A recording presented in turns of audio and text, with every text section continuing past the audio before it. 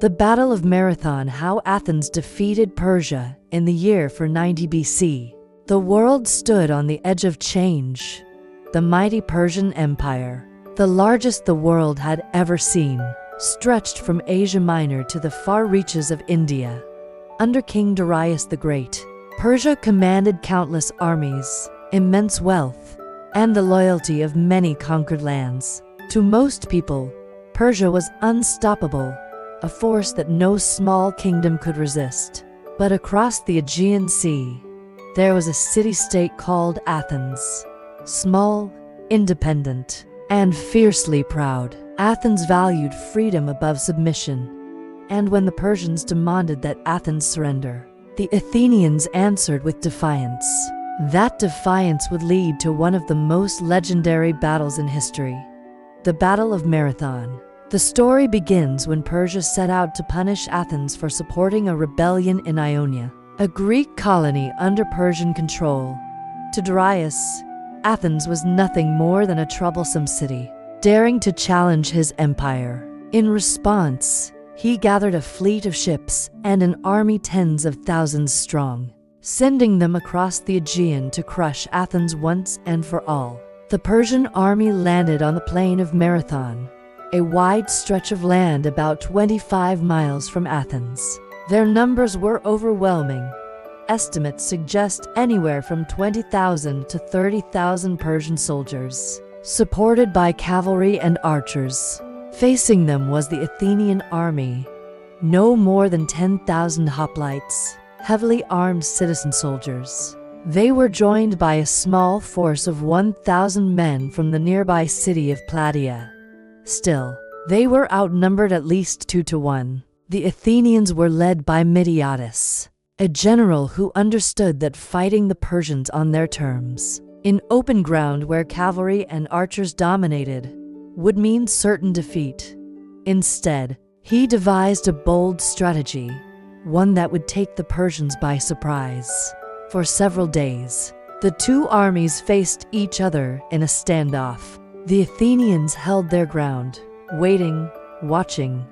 They knew that if they delayed too long, the Persians might sail around and attack the city of Athens directly. Finally, Midiatis made his decision. He ordered the Athenian army to advance. It was here that the Athenians did something unheard of in warfare at the time. Instead of marching slowly and cautiously toward the enemy, the hoplites broke into a run. Imagine it, 10,000 armored soldiers sprinting across the plain, shields locked, spears pointed forward, closing the distance before Persian arrows could decimate them. The Persians had expected a slow-moving enemy vulnerable to their archers. Instead, they were struck by a charging wall of bronze. Midiatis had carefully arranged his forces.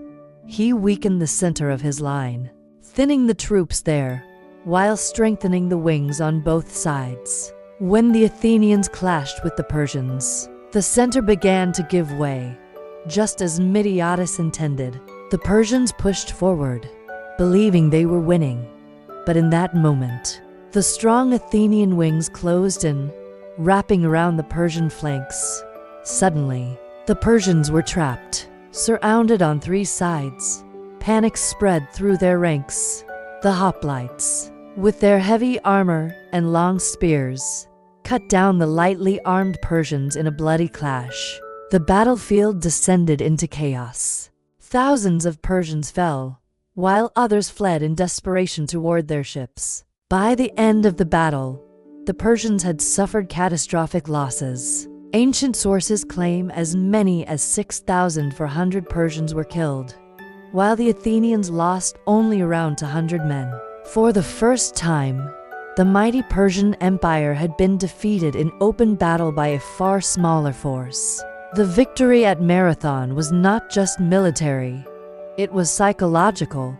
It proved that Persia was not invincible, that free citizens defending their homeland could stand against the greatest empire of the age. Athens, once just another city-state, emerged as a beacon of hope for Greece and for the idea of democracy. And then came the legend.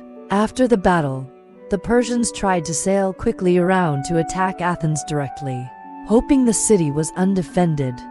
According to tradition, an Athenian messenger named Pheidippides ran from the battlefield at Marathon to Athens, a distance of about 25 miles, to deliver the news of victory. Exhausted from the run, he collapsed after announcing, "We have won." His legendary run became the inspiration for the modern marathon race. But behind the legend was a much greater truth. The Battle of Marathon had saved Athens, and perhaps all of Greece, from falling under Persian domination. It gave the Greeks the confidence to resist in the wars to come, including the famous battles of Thermopylae and Salamis. Without Marathon, the story of Western civilization might have been very different. When the dust settled on that plain, the world had witnessed something extraordinary. 10,000 citizens, fighting for their freedom, had stood against an empire.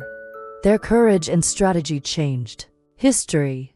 This was not just a battle, it was a moment that defined the power of unity, the strength of strategy, and the will of a free people to defend their land.